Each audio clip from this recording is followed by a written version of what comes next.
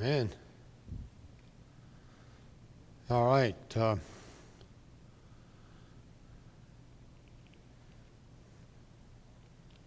We are in our second page of Exodus. I hope everybody's got Exodus as we look at starting with chapter 5.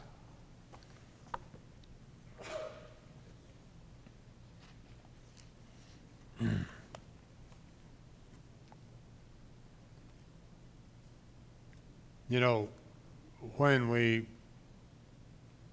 read about these particular events, you have in your mind your own vision of how it's going, how it worked out, what it was like.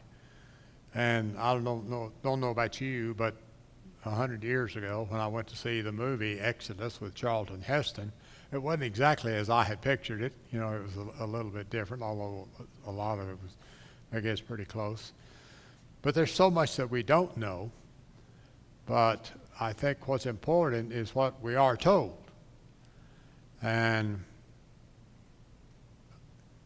I believe that for me, for the Israelites, and I think, and for me, is that, you know, God was with his people. He was with them in a different way than he's with us, but nevertheless, he is still with us. I believe he was with Israel in a more direct way. And he was, of course, working through Moses to make things happen. And I think he works in our lives, but I don't think he works in them in the same way. But the faith that's connected there is what I think is important for us to continue and have in our own lives. As you note, as we get into it, if you read it, you already know, not only do the Israelites have a lot of doubt, so does Moses. It didn't go like I thought it was, God. Why are you doing this to us? And that kind of thing. And that's kind of what happens to us in life sometimes. Things don't go like we thought they were going to go. So we kind of wonder, you know, what's God after? What's he got in mind?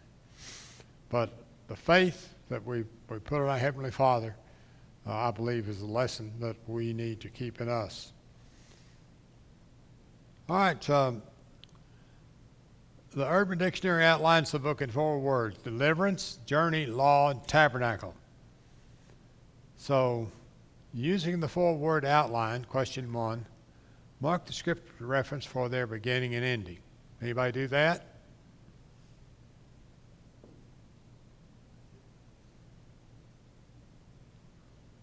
Okay. Question 2. Explain Pharaoh's reasoning to solve his problem with Moses and the Israelites.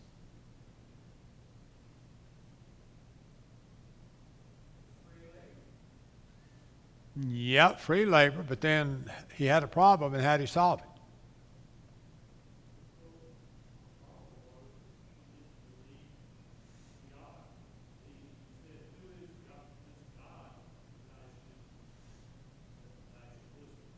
Yeah.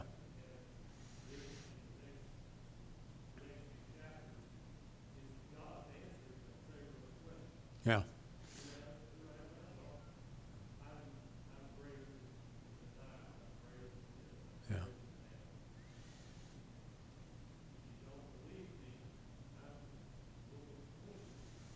Yeah. Egypt and most of the other nations that were around, the powers that be, had a multiplicity of gods. In fact, I've read, I don't have the documentation for it, but I've read that each one of the plagues was actually against one of their gods. And of course, the last plague was against Pharaoh, and he was considered to be one of their gods. So they worshiped almost everything and anything. And so Moses comes in, and Pharaoh is saying, scratch my head, who? Never heard of this God. You know, we got gods for flies and everything else.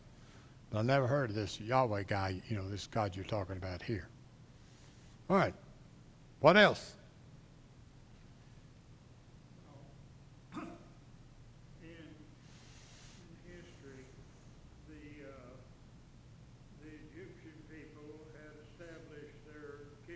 Mm-hmm. And then the Hyksos came in and conquered the Egyptians. And it was the Hyksos that did not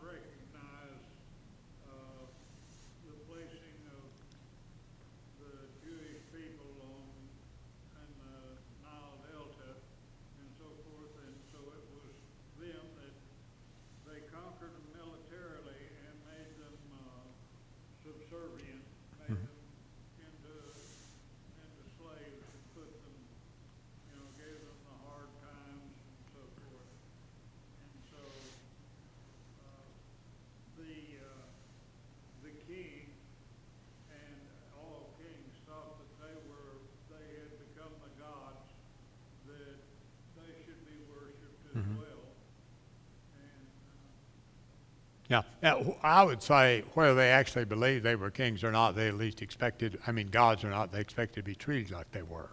And because that was part of their power over people. If you think I'm a god, then, you're going to treat me. So, yeah, that was all part of the system. However, what does Moses do? Moses goes to Pharaoh, and what does he say?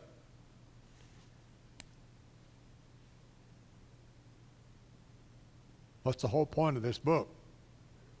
Let my people go. And Pharaoh says, you guys got too much time on your hands. You sitting around casually, leisurely in the afternoon, drinking a cup of tea and talking about how you want to get out of the country. I'm just going to work you. And you're going to be so tired when you go home, you're going to go to bed. And you're not going to have time to sit around with your buds and talk about how you want to leave Egypt and go worship out here in the wilderness. So what does he do to them? What does he say to them? What's the command from Pharaoh? Yeah. We don't make bricks with straw today. At least if we do, I've never seen it. I've seen bricks made in prisons. I saw prisoners make bricks, but they weren't using straw. But I don't know how they made their bricks, but whatever, he says, you go get your own straw. No fewer bricks. You're making 1 million bricks a day, you're still going to make 1 million bricks a day. But I'm not going to give you half the ingredients, so you have to go get it yourself. Which did what for the Israelites? Yeah, it increased their workload all of a sudden, man. And so they go to Moses, and what does Moses say? Moses goes to God. What does Moses say to God? It ain't working. Lord, I thought we were going to go free. So there seems to be in God's plan a design here to teach everybody a lesson. To teach the Egyptians a lesson, teach Pharaoh a lesson, and teach the Israelites a lesson. That all of these gods, God is more powerful than them. There's going to be some hardships, but God's going to overcome each one. Yeah. And that's interesting, how the first several plagues, or whatever you care to call them, the Egyptian magicians, which is basically another word for their priests, they duplicated. How did they do that? I don't know. Was it a sleight of hand trick, or was it the power of Satan? Was it a magic like we think of magic? We know magic today is sleight of hand. And poof, have a puff of smoke, and then all of a sudden there's somebody standing there or somebody not standing there or whatever it is. The horse disappeared. Where'd he go? I don't know. But what was this? Yeah. Your God did that. My guys did that. So. And I wish I knew. I'm curious of that. I don't think it's totally important, because eventually it gets to the point where the magicians cannot duplicate what Moses is doing with the power of God, and that's when things begin to get real. Well, good. Anyone else?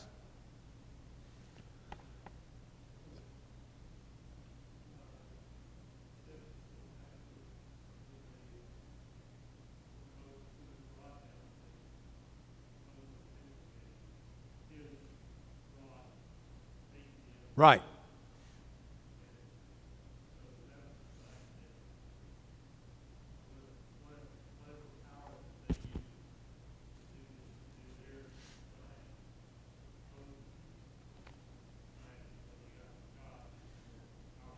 Right. His serpent ate or swallowed the other serpents. And I haven't seen any of that in real life, but I have seen videos of where snakes have swallowed something. And it's big. It shows. And this serpent swallowed how many serpents? I don't know. But he did it. And again, it's a sign of God's power being greater than theirs. But nevertheless, they did produce snakes. Somehow. And again, was it sleight of hand, or was it the power of Satan? Good camera angle thing, yeah. All right, discuss the relevance of chapter 3, verse 14 and chapter 6, verse 3. Who wants to read chapter 3 and who wants to read chapter 6? Okay, somebody want to read 6 and 3? Not the whole chapter, just the verse that's given there. Who's going to read 6?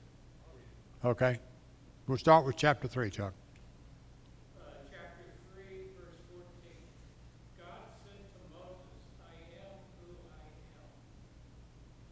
This is what you are to say to the Israelites. I am has sent me to you. Okay. Verse 3 in chapter 6, I appeared to Abraham. I am the Lord. I appeared to Abraham, to Isaac, and to Jacob as God Almighty, but by my name, Lord, I was not known to them. And how is that Lord written? All caps. What did you read from, Chuck? What translate? NIV? Okay. All right, so the Yahweh, the sacred tetragrammaton, means I am. So what's being said here?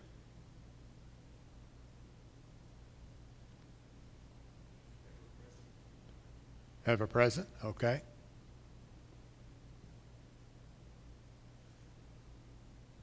And he said, I appeared to those your forefathers, but what? As God Almighty. And they didn't know my name. But by my name, Lord. So this seems to be like a new development or a new advancement in God's relationship with mankind. And what his name means and the significance of all of that, we're still in wonder, at least I am. Yeah, I was, or I will be. I am. yeah. So whatever period you're talking about, he's there. He's the I am.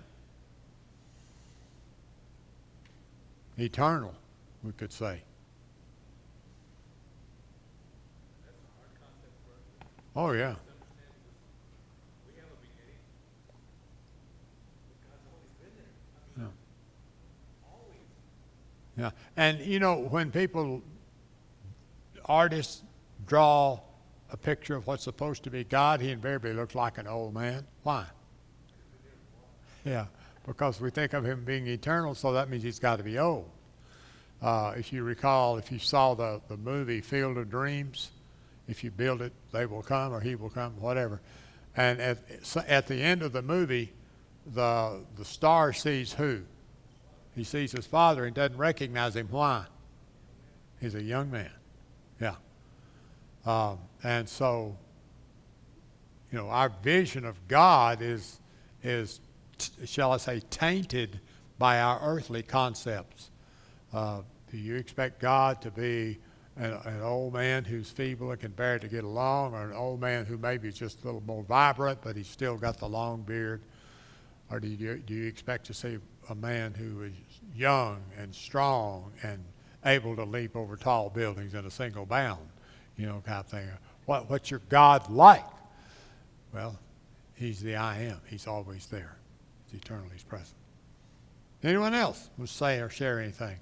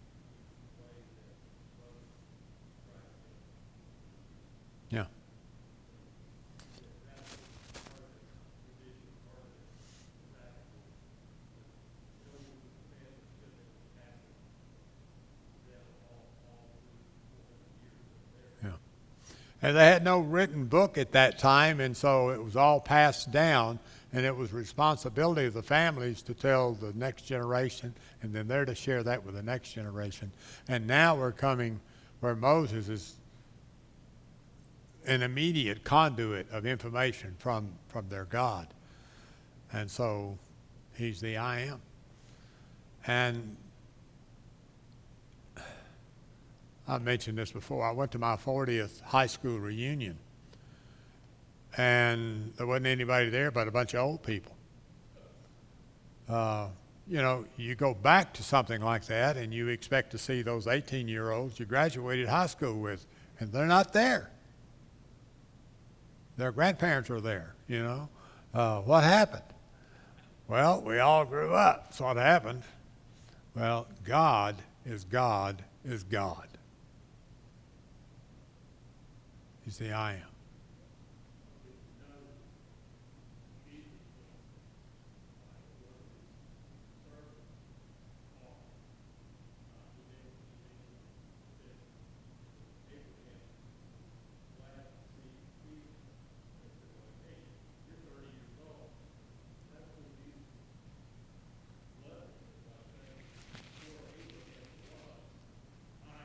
I am.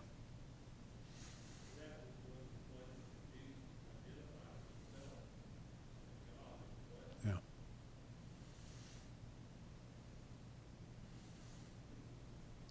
And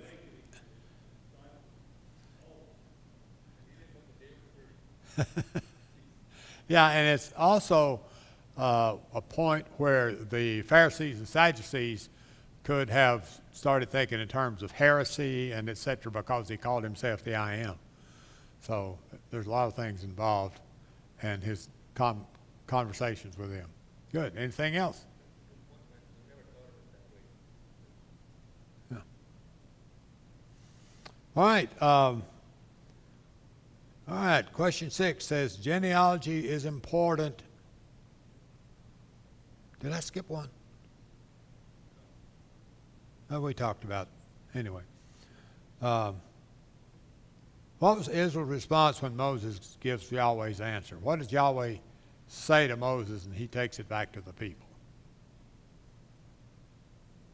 The genealogy is important because of God's promise, and he promised that the seed of Abraham would be, would prosper and so forth. And this was the seed of Abraham.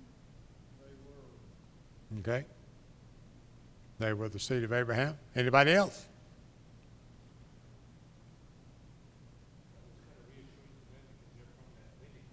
Yeah. They're from the lineage. And you know, what I've learned in my readings talking about that, when people, guests, walk through that door and come in here, do you know what they want? Now, most people are not looking for God. They think they've already got a connection with God. So when they come through that door into this building, walk in this auditorium, what do they want? They want to belong. They want to be connected. They want to feel like part of the family. And that's why it's so important for us to greet them warmly and with open arms. And, you know, sometimes you talk with people who are adopted, and there are some who are just consumed with trying to find their birth parents because it's like they want to find their real self. Others not so much, but I'm just saying the whole issue of all of that is to belong to something, belong to someone, to have their place. And that's what the genealogy does for the Israelites. You belong in this group. You belong here. And whether you're chosen, physically in adoption, or whether you're born into this family, you belong here. And we know they had people who weren't Jews, but they married into it and converted, proselyted. But the genealogy is important for your sense of belonging. Now, sometimes we go to extremes. I know people that have told me who they were baptized by because they were baptized by somebody who had something of a name. I wasn't told this by her, but I was told it by someone else in her family. I moved to a church one time, and there was an elderly lady there, and she had been baptized by T.B. Larimore. Well, if you know anything about Church of Christ history, T.B. Larimore was one of the powerhouses back in the 1800s. So, wow, that was something. But we know genealogy, our genealogy spiritually, is through Christ. So we don't have to be connected through who baptized us or who our parents were or any of that. We are born again in Jesus Christ. All right, question 7. Consider the purpose of Moses going before Pharaoh when he knows it will be fruitless.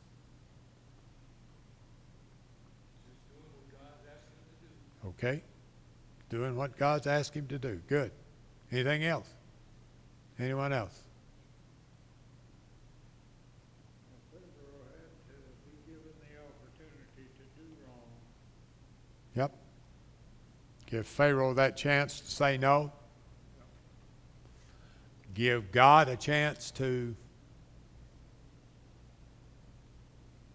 show his power over their gods.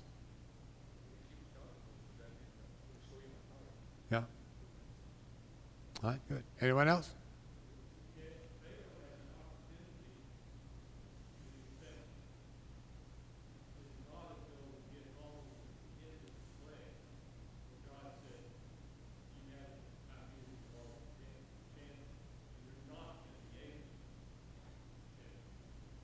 Yeah.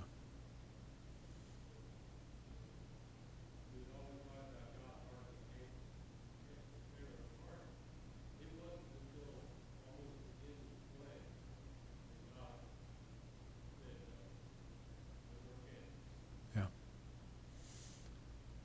And my take on God's hardening Pharaoh's heart is that he took away the plague. Because Pharaoh is, you can go, not the first plague, but anyhow, Pharaoh is, you can go, take away the plague. So he takes away the plague, and then Pharaoh says, no, I changed my mind.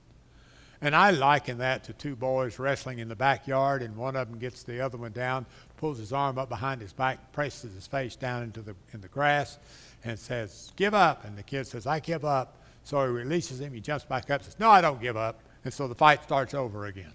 Well, that's kind of how I see Pharaoh. As long as God, through Moses, has got Pharaoh's face in the sand and his arm twisted behind his back, Pharaoh's okay, you can go, you can go. But once God lifts the plague, now, like I said, that's my take on it. There are others who believe that God reached down and hardened Pharaoh's heart, that Pharaoh didn't have a choice because God was going to make him do that. That's not my take. Right. Trying to figure it out and, what happened. And it has to do with the discussion of free will, which is the Calvinist doctrine that God controls everything. All right. List the miracles performed before Pharaoh and the results. What are some of the miracles? Did you write them down? The plagues? Well, that's all inclusive. What specifically about? What kind of plagues? Okay. Flies?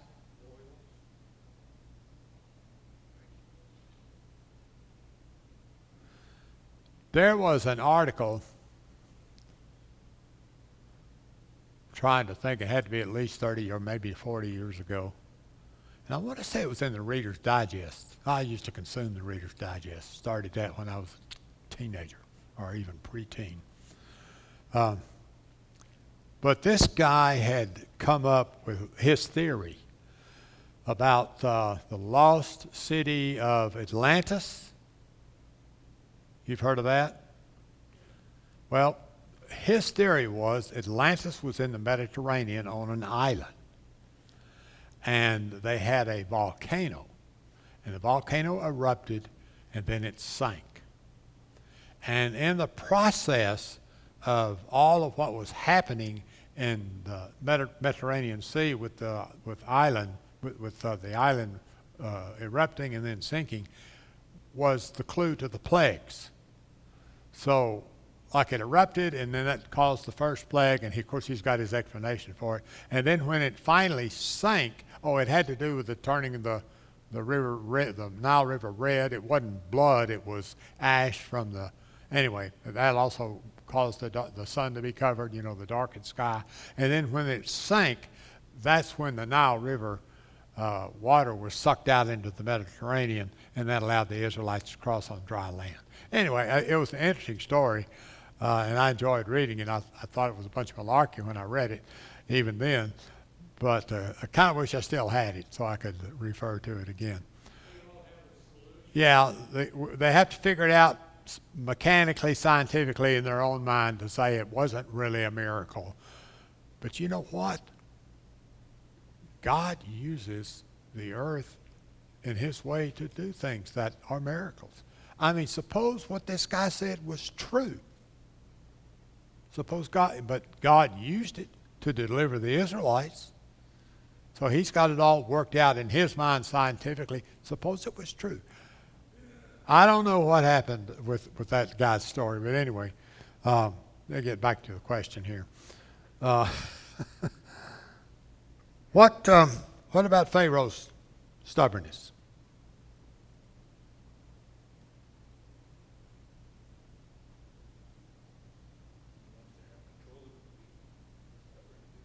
He wants control over the people.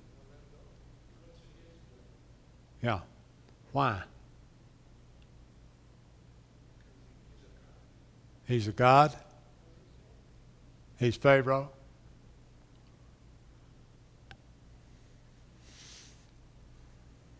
He's afraid of these people. That's why he brought the power down on them. But even at that, they're a part of his economic world. If he leaves, you talk about the economy going to the pot. I mean, wow. Because they provide a lot of stuff. They provide food. They're likely providing wool for a lot of clothes for Egyptians. They're doing labor like you wouldn't believe. So for him to lose them would be like, in any economy. Say again? Like losing your labor force. Yeah, you lose your labor force, you lose your manufacturing, you lose your farming. Wow. If they leave, my people are going to have to provide for themselves. Yeah. Yeah. And that probably means he's going to lose his kingdom because somebody's going to cut his throat, drop a little poison in his cup. All right, question 10. Evaluate the compromises suggested by Pharaoh. Chapter and scripture references are given there.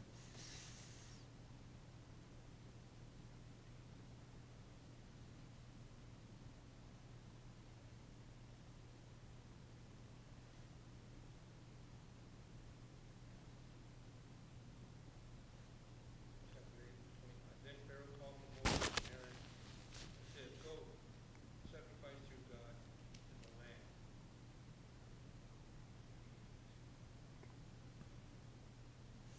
28, Pharaoh said, I will let you go to offer sacrifices to the Lord your God in the wilderness, but you must not go very far. Now pray for me. Okay. Next. 10 verse 11.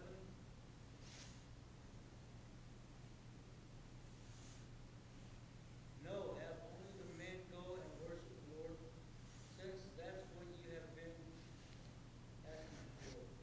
Then Moses and Aaron were driven out of Pharaoh's presence. Also verse 24. Then Pharaoh summoned Moses and said, Go worship the Lord. Even your women and children may go with you. Only leave your flocks and herds behind. What do you see in this process? So it's a condition. All right, a condition. He wants some old over there. Yeah. Families or flocks. He wants to make sure that they don't make off. He's putting up these conditions. We would call that haggling. You know, it's like you start to go down and buy a used car, or a new one for that matter, and you know you're trying to work out a price, and you think it's too high. We had a guy here one time. They don't attend here anymore, but he was a new car salesman, and I asked him if he liked his work, and he said something to the effect, "I love it." He says, "I'm trying to get all their money and they're away from them, and they're trying to keep it." And I thought, wow, he didn't see himself as serving the customer. He saw himself as trying to get all the money from them that he could. But here's the thing: Moses starts out and says, "Okay, you can worship God, just stay in town, stay in the country." Well, okay, you can cross the border, but don't go very far. Each time he gives away more and more. Yeah. Again, it's like you're trying to buy the car, and he says, "Okay, you can have a radio. I'll give you a radio." And then he says, "Okay, I'll give you a stereo radio." And then I'll give you air conditioning. And he's always trying to add something to it, but he still wants that control. He still wants to maintain it. And finally, it's okay, you can go, just leave your money here. Leave all your possessions. And what happens each time? What does Moses say? Nope. Yeah, don't like your terms. We're not going to do it that way. We're going to go. All right. Do you have the 10 plagues listed in order? Question 11.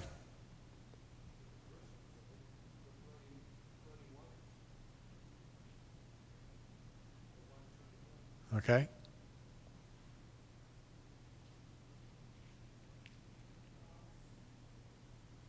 The frogs. Okay. The lice. Flies. Yeah. Yeah. Gnats. Yeah. And like I said, I've read that each of these plagues is actually attacked against one of their gods, one of their idols that they worship. Because in a world where you do not believe in Yahweh God, then you don't know who's God or what's God. And so the safe thing to do is to worship basically anything. And it's not as prevalent now, though it's still in Africa, but there are people who believe that spirits are in the trees or in plants. And so, again, it's the whole idea is we don't know what's going on, so we got to figure it out somehow, and maybe it's this. So each of the plagues is not only putting down their God, it's lifting up Yahweh. When I first heard these stories, I just thought it was God making it bad. Bad. I mean, I wouldn't be real. The flies and the lice and the locusts, that'd be nasty. I wouldn't like that. But I tell you what, the boils, I think that'd be something I could go, for everybody to be covered in boils. You remember Job, who had the boils? Whatever it was. But they're not just a nuisance. They're not just a nuisance. And then the last plague is the death of the firstborn, which especially strikes Pharaoh because his firstborn is gone as well. And here's Pharaoh. He's supposed to be God. And his firstborn is what? His firstborn son is what? Is heir. Yeah. So it's just not like a child he loves. It's his special child, and the likelihood he's got his future all wrapped up in his mind about, what I'm going to leave for my son and what he's going to take over and do, and he's going to be great and all that kind of stuff. So, anyway. Anyone else? Give the esoteric meaning to the Passover and the meal. Anybody look up esoteric?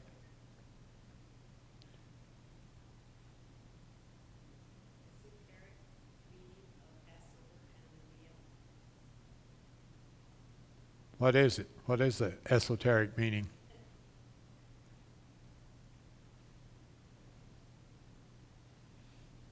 It's a reminder.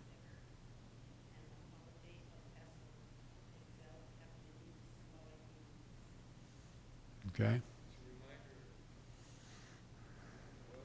that God will pass over. Okay. So they remember that. All right. If you see somebody eating bread and drinking wine, someone comes in here and watches us observe communion and they're not Christians, this is the first thing. They see us eating a little bit of this bread and drinking a little bit out of the cup. If they've never heard of Christianity, they don't know anything about it. They're not from an outer space, but they've come from a part of the world where they know nothing about Christianity, and they see us doing that. What are they going to think? We're a bunch of crazy people. What are these people doing? Eating that little bitty cracker and drinking that little bitty sip. But what does it mean to us? So what is the esoteric or secret meaning to the Passover? It's their deliverance. It's getting out of Egypt. And you recall from other readings, I'm sure, when they observe this in their homes on an annual basis, how do they talk about it? What do they say to their children about the Passover meal? What do they say about the bread and the wine they drank?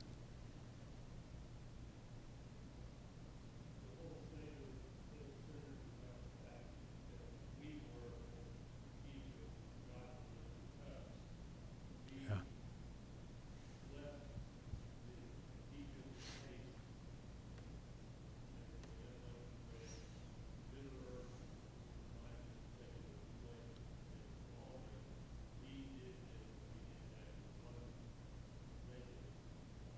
Yeah. It's present tense. We were there. Like the I am. So, in communion, we are there on the cross. We're there. And the Passover for the Jews, when we left Egypt. What do you mean, Daddy? That's 400 years ago. No, we were there. Now we can, in a sense, go back to genealogy and the connection we have there, but more importantly, the connection we have through Yahweh, the I am, the God. So, again, to make it personal, to make it present tense, to make it from me, and not, some people love history, other people hate it. I think in the second grade they started talking about World War I. Man, I didn't want to hear about that. I knew about World War II. I was a kid when that was going on. But World War I? That's way back then. Yeah, that's way back then. So I didn't want to know about it. Okay, the Passover, the rescue, the exodus from Egypt was not way back then. I was there. I was there. And you were there too, son. I was? Yeah. You were there. So the religion, our faith, is to be very personal. Very personal. It's me.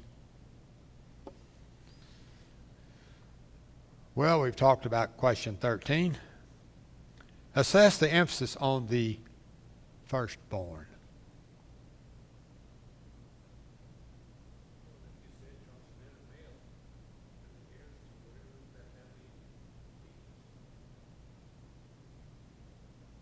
Yeah. And as we know later in history from biblical times, that the firstborn got a what? Yeah, double portion of whatever they inherit. If you got 10 kids, you divide it up 11 ways, and one of them gets 2. Which is not, it's not a favoritism, it's because he has responsibility to care for his widowed mother and his unmarried sisters, and even his brothers who haven't grown up to maturity yet. So it's not like he got special privileges. He got special work and special responsibilities. So if you think that being firstborn was always a wonderful thing, not necessarily so. And who's the firstborn in God's family? Jesus. So Jesus is our caretaker. Jesus is our provider. Jesus is the one who's going to ensure that we have life.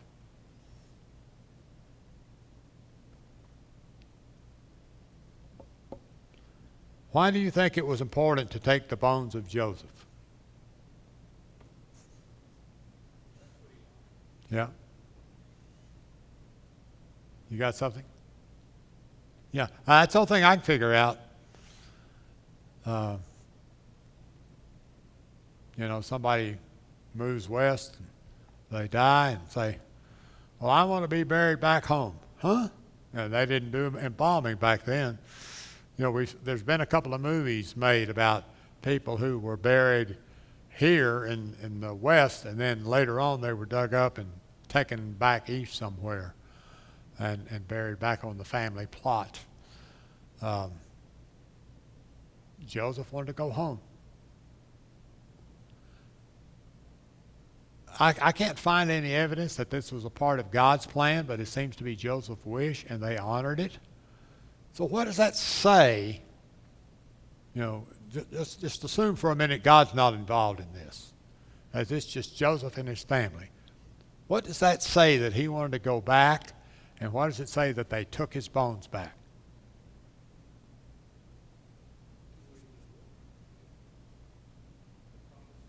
Yeah, it's the promised land. Yeah, he was born there, but it's not just that. It's the promised land. And his descendants honored that. Okay.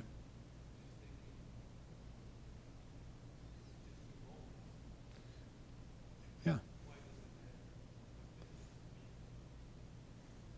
And by that time there wouldn't be much left but bones, so they'd probably just put it in a bag and threw it over.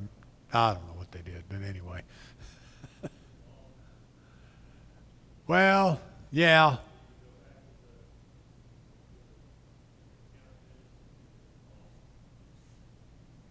But even after several hundred years, I don't know how much would be left. The pharaohs and their people, they're embalmed and encased in I guess you'd call it a casket, a coffin. What do you call those? A what? Sarcophagus. There you go. Yeah. But for whatever reason, they honored his request. They went back, and he was buried there. And I guess, for lack of a better word, I would say they respected him for who he was, because he is the father of the 12 tribes. He's not Abraham, but he's the father of the 12 tribes. And so that's like special. Was it Joseph? Yeah, I missed that. Sorry about that. I was thinking of his old man. Yeah. Yeah.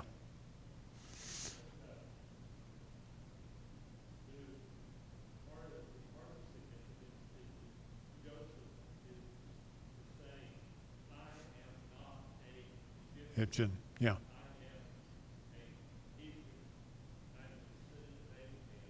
Yep.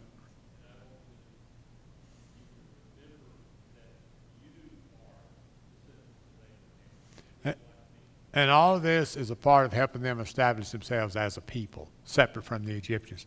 Because you know what? After you've been in a country for 400 years, you kind of feel like that's your home, don't you? I mean, my ancestors, at least the ones that have the same name I have, they arrived in 1740 something. And I don't feel like I'm Swiss. I don't. And Joseph's the same. You're descendants of Abraham. You're in God's people. You're not an Egyptian. And Oh. I think they also wanted to keep their promise too. Yeah, We said, "You will?" "Yes, we will." they honored that. Yeah, very good. All right, describe the picture in your mind of the crossing of the sea, the Red Sea or the Reed Sea. I can see it, but I still don't believe it. Run across as fast as we can. Yeah. The ground was dry. Yeah. You would think that you'd have, even if it did happen like that, that you'd be walking across the mud. There was a strong wind. I think in one movie that I saw, at least, it looked like there's a wall of water over here and a wall of water over here, and the thing was like maybe 100 feet wide, and everybody was walking through in that. There are others who say that it was stopped on the downflow, and all the rest was, anyway. And they have done archaeological research, and they have found a ridge or a high spot at one point and of course they also found some wheels of a chariot. So they think this has got to be the place because the ground's high and here's a chariot wheel. So this must be, there's a lot of archaeology that goes on over there. But as we've said before, a lot of it is just conjecture by the stuff that they find. Maybe that is right. Maybe they did cross there. I don't know. Can you imagine how long it took them to cross? Yeah, it's a lot of people. And animals, Yeah. Yeah. If the wind did part the waters, what about the mud? Dried it up too. And again, and how wide was it? Was it a mile wide? We're talking about 500,000 men. Was it 600,000 men? And men aren't counted until they're of an age of maturity, probably close to 25. So that means most of them would have been married, which means you had 600,000 men. You also had 600,000 wives. And if you got 600,000 couples, then the odds are you got some children. So we're up to like a million, 2 million people. Out of curiosity, how far is it from one side to the other? Yeah. To the other side that they got? And again, we got the animals. They're dragging carts. There's just a whole lot going on here. So it was a long time. Yeah, they didn't call Uber and just drive. All right, tell what you know of the discussion between the Red and the Reed Sea. Anybody investigate that?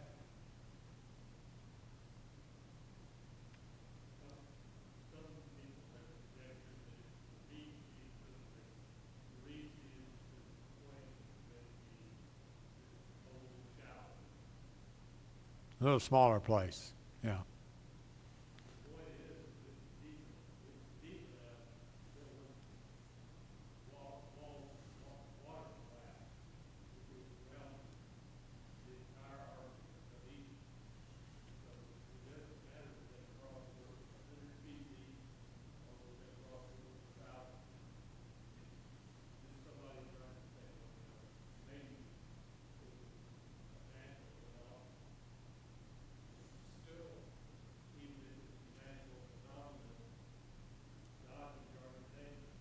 Yeah. And basically what it is, it's an effort, sometimes even of believing people, to try to figure out how God did his miracle and to help him. So, well, it would be too hard to make a path through the Red Sea because it's too deep and wide. So let's move it over to the Reed Sea so God won't have to work so hard, or whatever their rationale is. But that's what the big argument is, and you will hear the term Reed Sea and Red Sea. It's not different pronunciations. They're trying to make it at different locations. So it's interesting if you want to study it, but what we come back to is what we started out with, is faith. This book is written to help the Israelites instill faith in themselves and in the coming generations. Question 18. How important is it that we understand exactly what happened? It's not. It just happened. Yeah. Again, whether you go back to the movies or whether something we talk about, we do not have to understand every detail about the stories and the miracles that we read, because that's not the issue. The issue is about our faith, and their obedience and our obedience to God.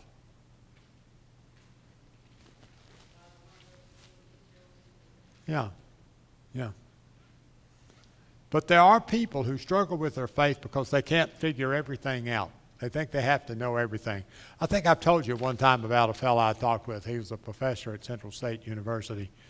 And anyway, he asked me, they had invited us to dinner, and he asked me about the flood. And I responded, and then he said he and one of his fellow professors had gotten their slide rules out. They didn't have calculators back then, but gotten their slide rules out, and they had figured out how much it would have to rain in order to have the depth of flood. And they had concluded it was impossible to have that much rain. It's impossible to have that much rain under our current circumstances. Well, and part of my response to him, it says the waters of the deep were broken up, which to me says earthquake. And all you have to do is take all of the landmass and make one ball out of it, and the whole world's covered in water. So it's not just about rain topping off Mount Everest. It's about what God did and all the other things. I don't have to know every detail.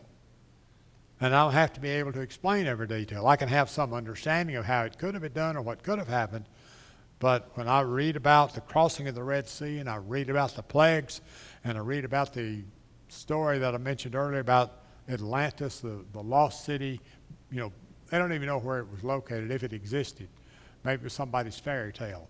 But anyway, did it sink in the Mediterranean and cause all the series of plagues that happened? Who knows and who cares? Thank you for your participation. I appreciate it very much.